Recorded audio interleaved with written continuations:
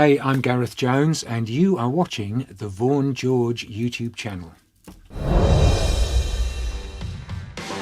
Hi guys, and welcome to Piano and Keyboard Artist, where we discuss the artists related to pianos, keyboards and synthesizers. And welcome to this special little mini-series, which I'm calling 40 Years of Depeche Mode.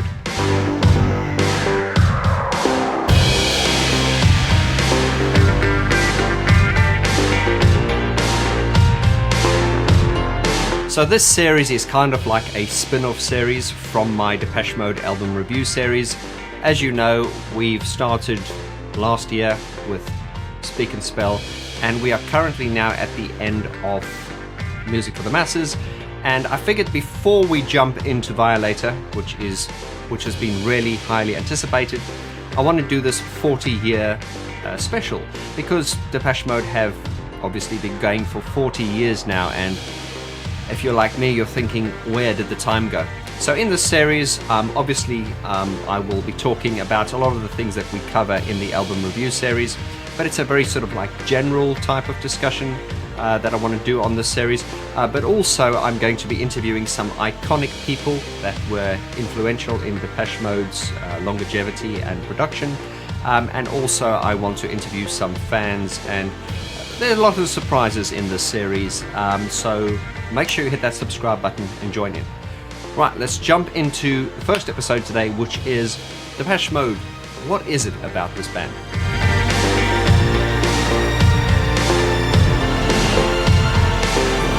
That is a question I've asked myself a lot. You know, you guys know my story of how I got into Depeche Mode. I was never really a huge music fan. I got into music later, but obviously hearing Enjoy the Silence for the first time was the song that kind of made my lights go on. And ever since then, I blame Depeche Mode for the life or the career path I've taken, because it was a eureka moment. Now, we all here in the community have our first encounter, the first time we heard Depeche Mode, and you know, your experience will be different to mine, and I love hearing the stories of how you were introduced to this band. This band, to me, are more than just a band. I've often said Depeche Mode are an institution. They have spawned countless, replica acts, and they have changed the sound of modern electronic music, with so many people being influenced by them, and of course they themselves were influenced by who they were, but they brought something completely new and fresh and innovative to the table. And people are always asking me, and I've always pondered, what is it? What is it about this band? You know, there are so many reasons.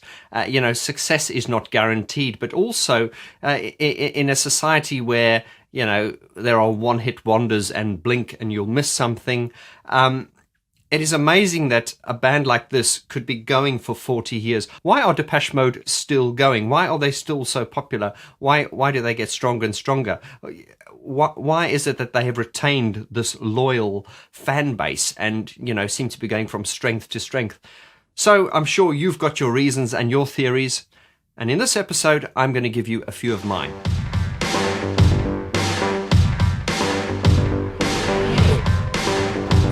See the stars, they're shining bright. Everything's all right tonight.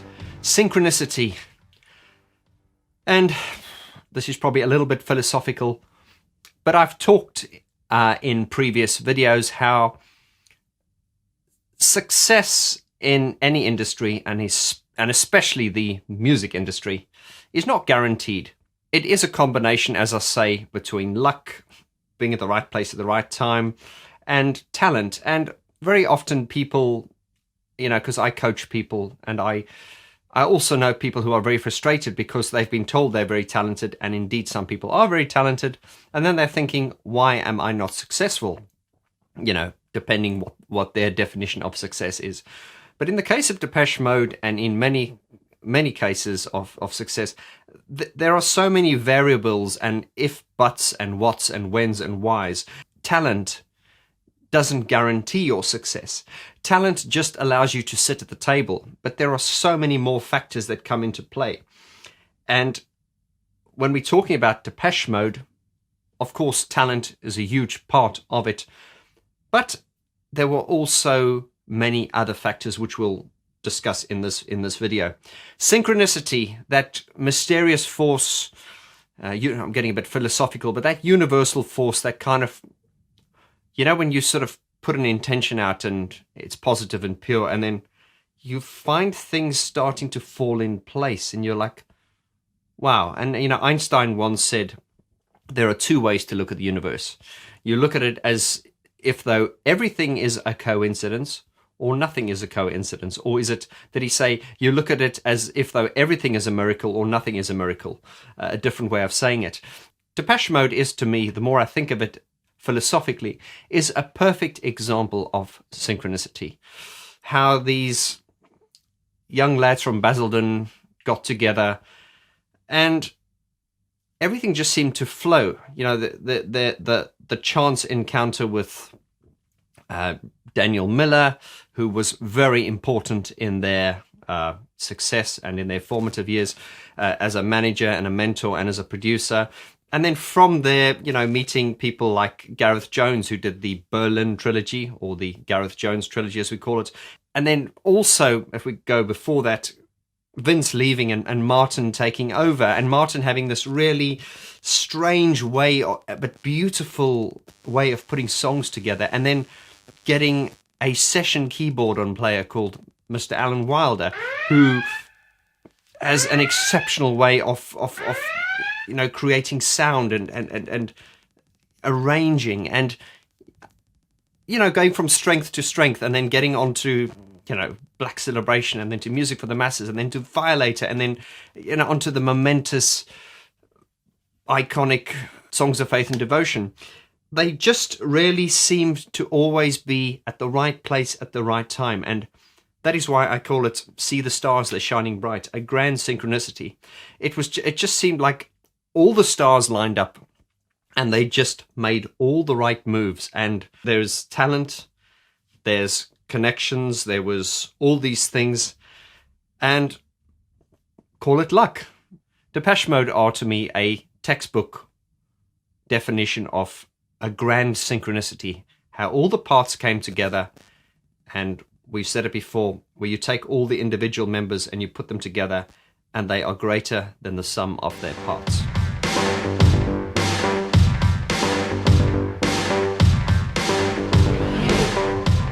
Style and controversy. Now, when they started off, they were a little bit awkward. I remember seeing photos of Martin and Dave wearing woolly jumpers, and I think of that video where Dave Gahan is wearing, was it Master and Servant, where he's wearing socks and sandals and, the mullet hairstyles and stuff, which was everyone at the time. But they really did find a very strong image, which Anton Cobain was very instrumental in helping them cultivate. If we look at Dave as a frontman, which I'll get into later, they had great style. I believe Dave Gahan had great style even as a teenager. I think he was he studying fashion at Fashion College? But he was a very stylish teenager, and he is still a very stylish man. He always looks incredible. Martin, you kinky bastard.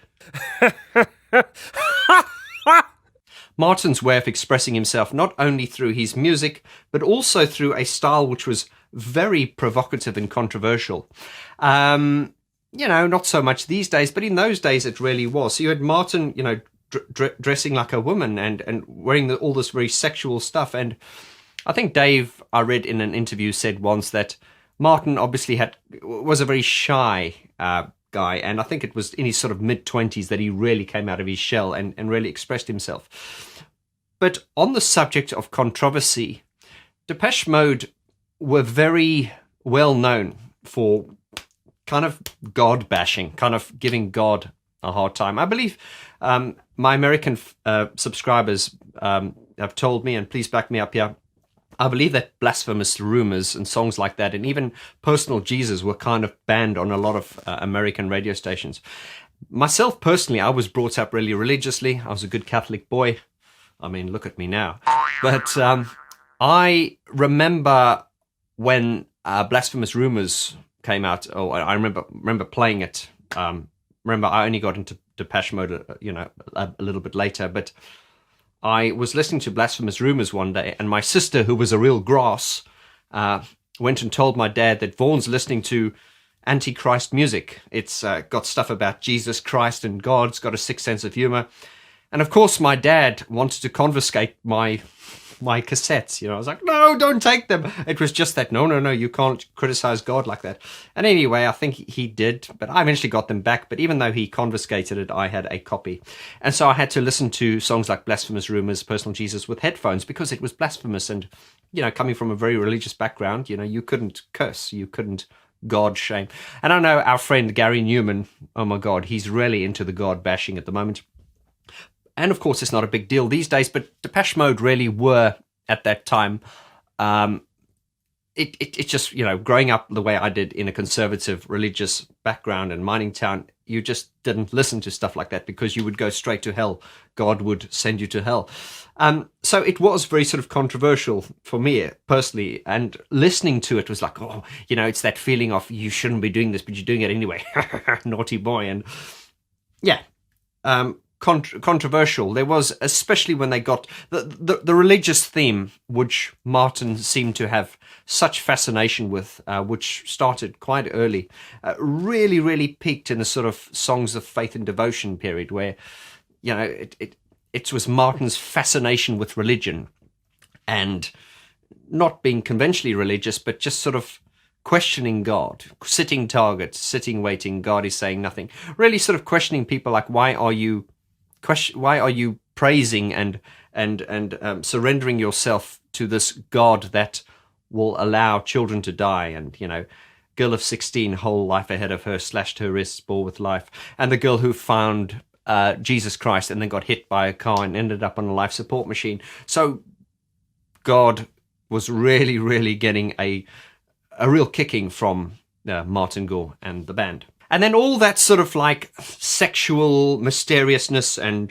kinkiness and darkness combined with this, slagging off religion, you can't say that, really made this really sort of, at least in my upbringing, quite taboo. And you shouldn't do that. Like this is why so many children smoke, is because you say, don't smoke, don't smoke, don't smoke. Well, then, let's do this, or let's watch porn, or let's look at girly magazines. All the things you weren't allowed to do became very, we as human beings become very interested in.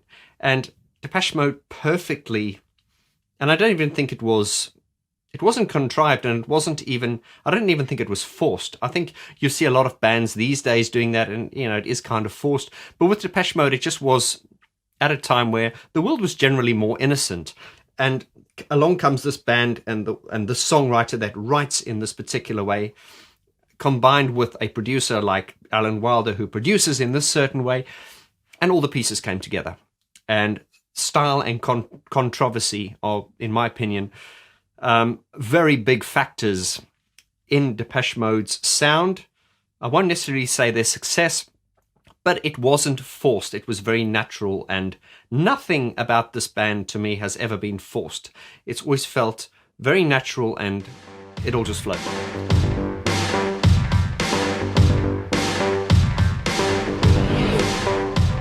A sound like no other band. This is something that really came to my attention when I was younger. I remember hearing when a lot of my friends were listening to Def Leppard, Bon Jovi, AC/DC, I became very intrigued with Depeche Mode when people said, there's this band and they don't have a drummer, and it's, they just use keyboards. And, that sounds quite naff now, but back in those days it was like, oh, wow, that's really, the whole synthesizer thing was really big in those days. And Depeche Mode were really sort of like a boy band when they started. Now, we're not talking like in like Westlife or Boyzone or Backstreet Boys, God help us. They were really sort of the very first sort of like heartthrobs in electronic music, because electronic music, if we think of the early Human League and Kraftwerk and all that, and Jean-Michel Jarre, and there are many others, it was very serious. And I think, once again, giving the credit to Daniel Miller,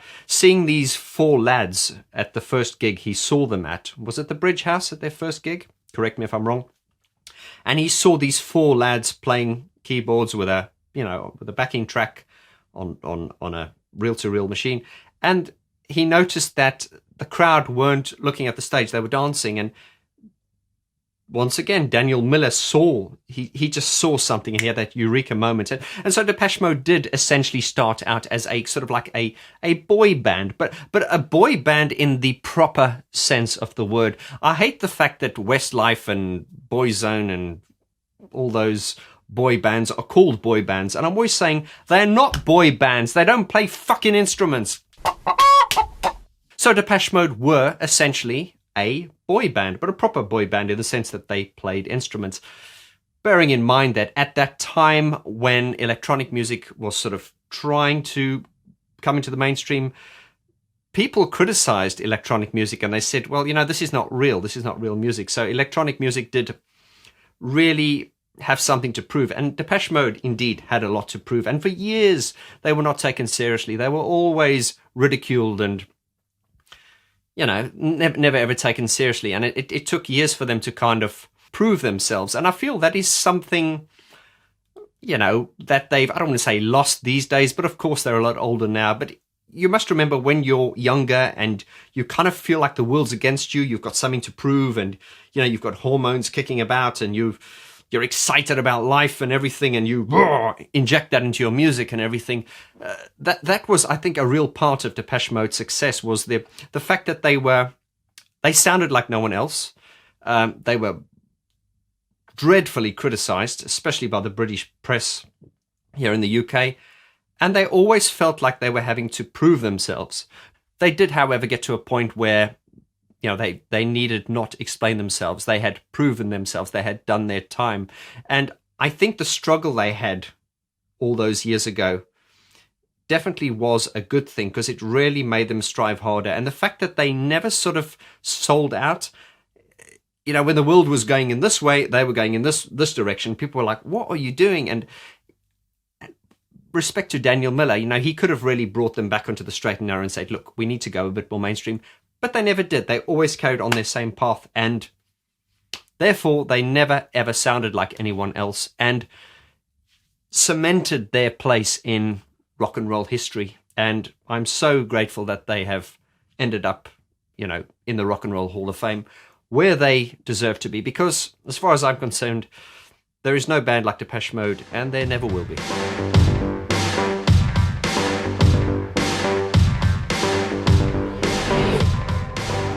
Reach out and touch Dave. This band not only has a sound unlike any other band, but they also were blessed to have, once again, part of the grand synchronicity. They were blessed to have one of the most outstanding frontmen, I feel, not only in electronic music, but in music history, really. I think Dave Gahan will always go down as, and correct, maybe I'm a bit too much of a fanboy, yeah, but I do think he will go down as one of the most iconic frontmen ever. I put him in the same leagues as, Jim Morrison and, even Mick Jagger. I know Dave Gahan obviously loves Mick Jagger, and he's kind of turning into a hybrid of Mick Jagger and Elvis himself these days. And I'm always saying, Dave, you don't need to prove yourself, mate. You are Dave Gahan, and in my opinion, Dave Gahan's better than Mick Jagger. It's not a competition, but I know Dave Gahan looks up to Mick Jagger, and he often mentions Mick Jagger in interviews and stuff. But anyway, Dave Gahan is a frontman unlike any other. I mean, even up until recent times, like now, he just looks fantastic. He gets better with age, and the way you move, he really gets the woman turned on, when he shakes his ass and stuff like that. And once again, great style. He really knows how to work an audience, and he has such energy and charisma, and he's also very likable. I've always said, what does Dave Gahan have in common with Jesus Christ? And not only did he look like Jesus back in the day when he was, drugged up and doing the Songs of Faith and Devotion period, but he also, what he has in common with Jesus is he's kind of like this Messiah, this, and I'm not meaning to start any blasphemous rumors if you're religious, but people did, and they worship him. He's like a Jesus. And not only did he look like Jesus, but another thing that Dave Gahan has in common with Jesus is that he actually died and rose from the dead. the story of Jesus getting crucified, dying, and then, rising after 3 days and then ascending into heaven. So if you forget the cheesy comparison or the metaphor, that has kind of given Dave a kind of godlike quality. Because, I mean, God, I was watching a devotional the other day, and that was the highest point. Devotional to me was the period in Depeche Mode's history where they had gotten to that point, and very few artists get to that level as what Depeche Mode did in the devotional period. And I've often said that devotional, in my opinion, is the period where Depeche Mode reached their peak and their pinnacle, but it also destroyed them. I think did Martin have heart trouble? All the excesses. Fletch had a nervous breakdown, bless him. And, of course, Dave Gahan, was it 95? Yeah, a couple of years afterwards, he died. And that was obviously due to drugs and speedballs and heroin and all kinds of crap. But I do believe that a lot of the damage was done during the devotional concert, which was said to be apparently one of the most debauched tours in the history of rock and roll, somewhere I heard. But Dave Gahan is a frontman unlike any other. He's just incredibly brilliant as a frontman, and the way he can command respect and carry a show. He's always been, I can't think of many other frontmen like him. He is just something else. Not only did Dave Gahan look the part and have all the perfect moves, but his baritone voice is something that cannot be removed from Depeche Mode. His voice has changed a lot over the years, and I will be doing a video on Dave Gahan, because I know I've spoken about Martin Gore, Alan Wilder, we've spoken about Fletch, and I will do an in-depth video on Dave Gahan and talk about how his voice has changed over the years. But I won't go into that too much now. But I did always say that when Dave Gahan died, it's a little bit, I saw a movie once, I think with Denzel Washington. I think it was called Fallen. It was all about people dying, and then their spirit comes back and another spirit comes back into the body. Now, if you excuse the cheesy comparison, Dave Gahan, to me, think of Dave Gahan from Devotional, and then think of him sort of now and sort of, or even back to sort of Ultra. When he died and came back, he was never quite the same. He's different, and he sounds different, and his voice changed. And I'm going to leave that subject for the Dave Gahan video, but that is just something I want you to sort of ponder on at the moment, is how Dave really changed after he died. We call it Dave Mark II. But his characteristic baritone is something that has always been as important to Depeche Mode as the actual sound and the songs themselves, and it's very difficult to separate the two. And of course, with all the sort of spin-off replicas, and I even think of bands, I'm not going to mention them, where you can clearly hear bands that are kind of influenced by Dave Gahan, and they try to sing in the lower baritone, but Dave Gahan doesn't sing in that low baritone because he's trying to sound like that. He just sings like that because that's the way he sounds. Outstanding frontman. I can't think of a better frontman in electronic music history. I really can't.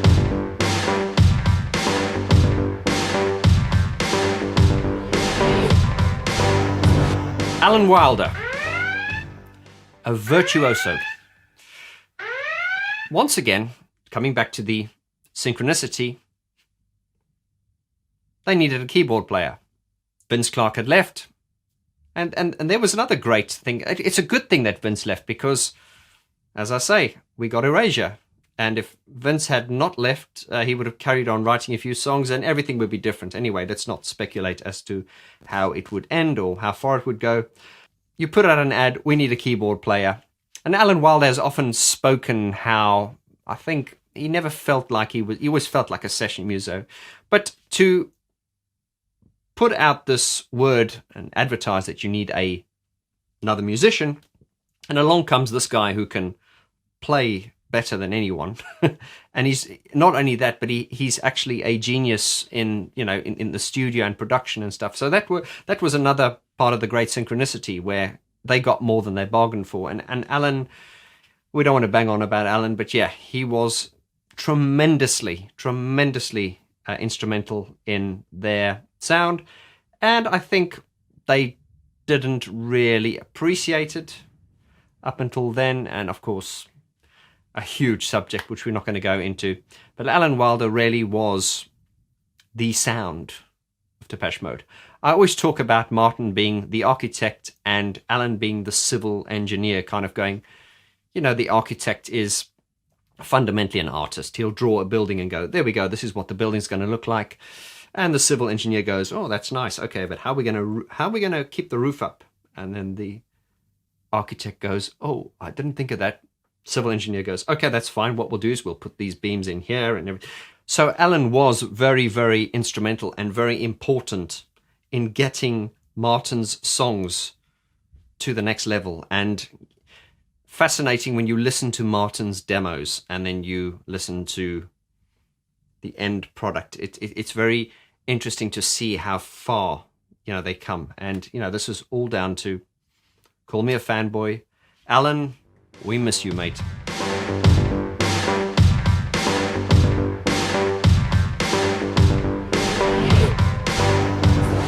A songwriter like no other. Okay, I sound like a fanboy, but Martin Gore. Just look back through my video history here. This one. There are many others. But we've spoken a lot about Martin's songwriting being very unconventional, and a lot of that stems from the fact that I've said that he's not musically trained. We see this with people like Gary Newman as well. Paul McCartney was another one, although that's changing genres a little bit. These are people that have never studied music, but they just seem to understand it and have this kind of like godlike way and understanding of how to put things across. I remember watching a documentary, on the Beatles ones, or Paul McCartney, and this conductor was saying how he was sitting with Paul McCartney to do an orchestration, and this conductor was just baffled by Paul McCartney's knowledge of just knowing how to put, how music should sound, and even though he had no conventional training or understanding of the orchestra. But we bring that to Martin Gore. I believe Martin Gore is just as genius as Paul McCartney and Lennon, in his own way. But Martin's songwriting is a lot more strange, and once again, you get these bands that are trying to be weird. I don't think Depeche Mode were ever trying to be weird. I think, once again, it comes back to the synchronicity, how everything came together. And Martin's got this way of writing songs, and that's just the way they are. I mean, even if you listen to Martin in his first album that he wrote in full, which was A Broken Frame, you can just hear the difference in tone. I always talked about in my album review series how you take Speak and Spell and then you take A Broken Frame, and the change in tone is so dramatic. I've always talked about Vince Clarke as the major keys guy and Martin as the minor keys guy. Think of the songs on A Broken Frame.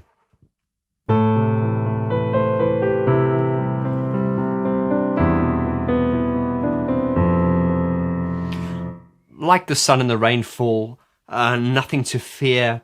It really had My Secret Garden, Leave in Silence. Oh.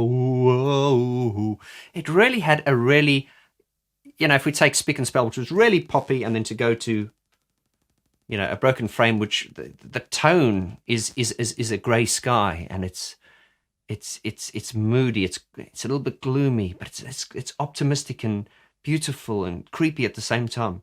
That is where Martin's psyche is. It is in all these places, and this is where I found Depeche Mode's music. If you're not a fan, you will listen to it and you will just go, it's depressing, and people who are not fans will call it Depress Mode. But if you're watching this, we know better. It's not dark for wanting to be dark.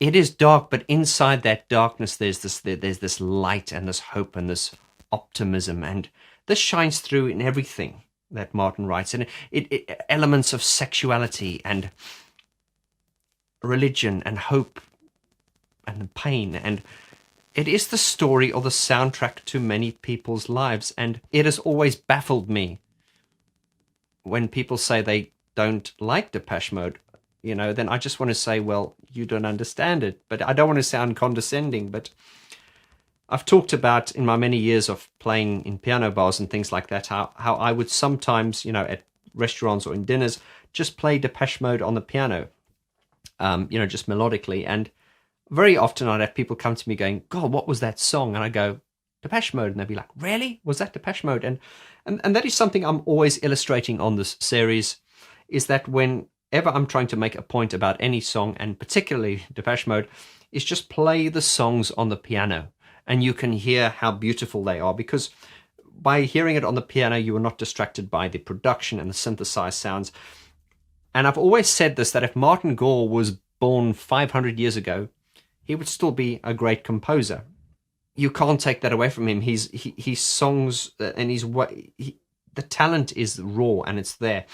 Obviously, he'd write in a different way. Just as one person once asked, if Beethoven was alive now, would he write For Elise and all those songs? Well, of course he wouldn't. If Beethoven was alive now, he would be influenced, as we all are. But what I'm saying is, Martin, had he been born 500 years ago, I believe he would have still been a successful composer.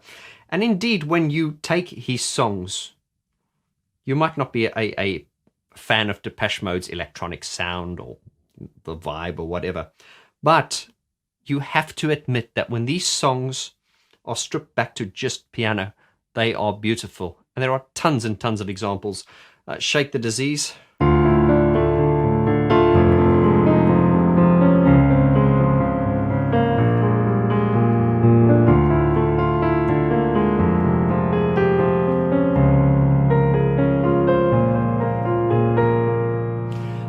I mean, that is one of my favorite all-time Depeche Mode favorite songs. But there are many. Think of the iconic hauntingness of Stripped. Once again, just on the piano, it shines through.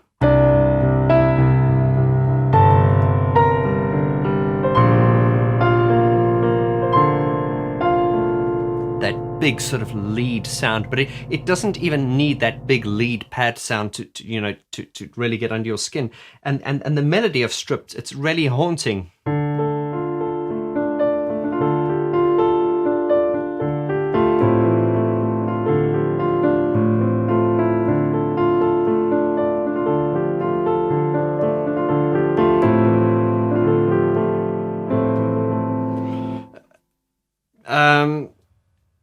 We talk in this channel about the Gorism, and remember, a Gorism is a note, or there is always a part of every Martin Gore melodic sequence where a chord comes in that just sounds a bit off. And of course, in musical theory, I believe it's called a borrowed chord, and that is where you're putting a note into a sequence which is not actually part of the scale, and that gives it that tension or whatever. And I'm not going to go into detail with that now, but the Gorism, as we've spoken about, is Martin does that. I call it a Gorism. It's something where you go, oh, I wasn't expecting that. There are so many examples, but one that comes to the top of my head now is, as I've shown before, is Walking in My Shoes, where it goes.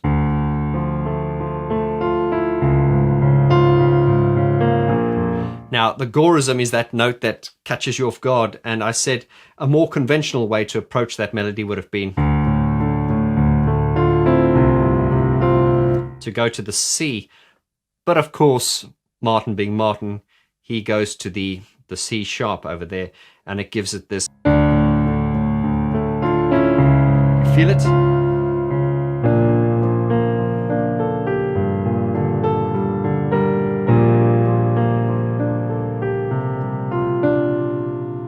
There are tons of examples in that. I mean, if you come back to Stripped.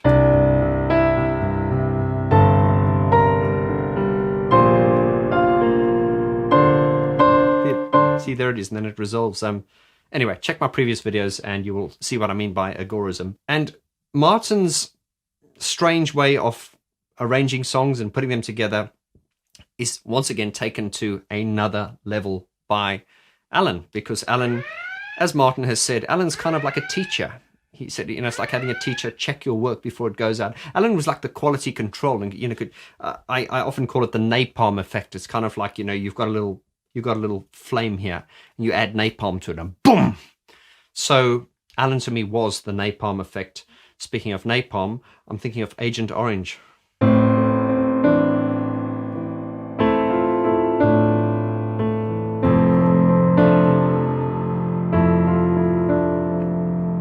A lot of credit is often given to Alan Wilder for being the great virtuoso, and there's a lot of whinging that he's left and it's never been the same. People say Depeche Mode now sounds more like demo mode without Alan, but although I tend to agree with that, I am always very, very, very clear of my position, and that is that I will never take away the fact that these are Martin's songs, and they all stem from Martin. Remember, it is the songwriting, it is the initial idea, it is that melody which is the core of everything.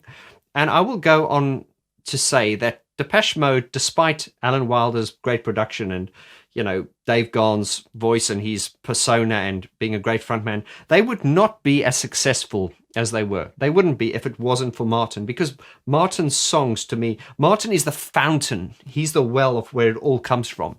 And at the end of the day, you can have great production, but if you don't have the songs and you don't have the tunes, you ain't gonna have the success. I just strongly, strongly feel that. Every Martin Gore melody is something precious, even the album tracks, which are not hits, songs like...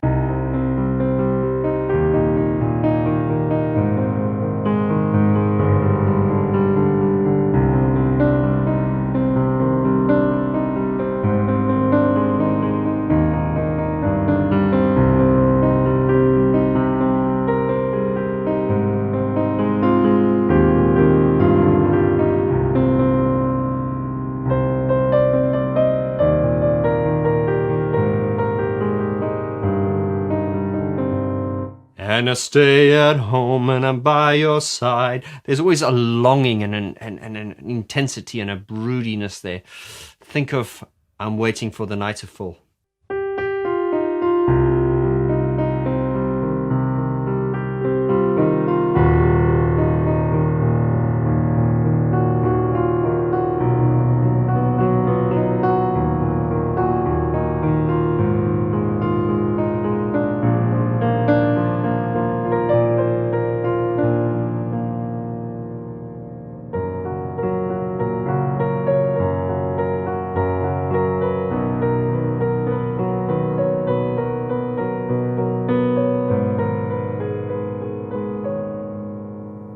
I mean, do you feel that? How can you not feel that?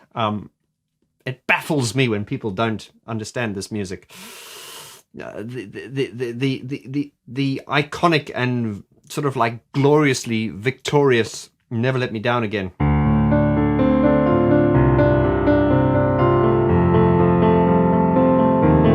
There's the Gorism here.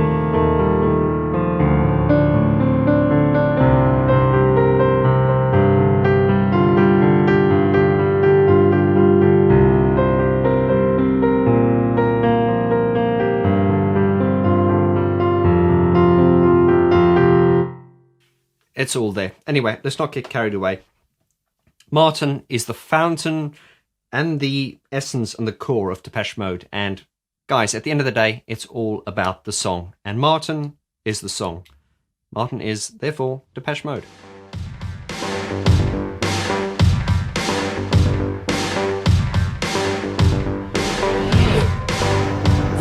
We cannot downplay the importance of Daniel Miller. And in this video, if you haven't watched it, do watch it. I spoke about in a lot of detail how important Daniel Miller was and is to this band, not only in discovering them, but also how he gave them the artistic freedom to express themselves. He never sort of stepped in and said, okay, you need to go in a more commercial direction. I talk about how, you know, by the time they got to Black Celebration, they were a seriously, you know, famous band. And for Daniel to allow them to release an album like Black Celebration, which really was a gamble at the time, because we remember when Martin came in with the demos, Daniel wasn't happy. He said, there are no hits here, there are no songs, no one's going to play it on the radio. Martin was not happy. However, they soldiered on and they released Black Celebration, and fast forward to the present day, Black Celebration is probably one of the most outstanding Depeche Mode albums in the catalogue. So Daniel, as I said, was important in not only giving them the leadership and the guidance, but also allowing them to express themselves uniquely, because there's that fine line between being an artist and then trying to make a living, and then if you're too off the wall, the mainstream won't buy into it, and managers and big labels are always concerned with making money and return on investment, and it is this very reason that Depeche Mode are successful. And I said in that video that if Depeche Mode was signed to a major label, like one of the big ones, they would have never allowed Depeche Mode to go down that experimental, slightly off the wall direction, because there was no guarantees that it was going to be successful. And I think what Depeche Mode have sort of, if we look back in the days, they were never sort of in the top of the charts. They occasionally would creep into the top 10, but they were never sort of like at number one, and it was a long-term game. And I think most of the Depeche Mode sales on the albums and stuff were really from hardcore fans, from gigs and stuff like that. So it was very much a long-term game, and I think Daniel understood this, rather than let's write number one chart-ready hits and let's sell out and go for the short term. Depeche Mode have done the slow game. It's a little bit like getting philosophical in life. Those people who, they shine brightly and burn out and end up in the gutter, whereas opposed to the individual that takes it slowly and builds on their strength and then, go for the long-term game. And that's really what Depeche Mode have done. It's been the long-term game. It's been 40 years. And I always said Daniel Miller has been so, so important in the longevity of Depeche Mode. Watch that video and you will see a lot more detail on it in there. Was this a long video? Yeah, they always are, but there's always a lot to talk about. Right, my friend, it's up to you now. I want you in the comments below to leave your opinions. Why do you think Depeche Mode is still going? Anything you want to say, anything you want to talk about, any personal feelings, how you got into the music. But what do you think your reason? What are your reasons as to why this band is still going? I would love to hear and read your comments. If you've not subscribed yet, guys, please hit that subscribe button. Click the likes. It does help me a lot. I want to also just mention something that some of you may not be aware of. These are the Brian Griffin poster prints, which Brian Griffin has made exclusive to the Vaughan George channel. All the details are below in the description. As I say, these are for sale here on the Vaughan George channel. And we've just rolled out some new images. You can see all the information at vaughangeorge.com/shop. And what makes this offer completely unique is that these are all individually signed by Brian Griffin himself, with a message dedication of your choice. So if you want to buy it for someone as a birthday present or a Christmas present, what better than to get them a original Depeche Mode poster print with Brian Griffin's original signature on it. Reminding you, we also have the Vaughan George Facebook group.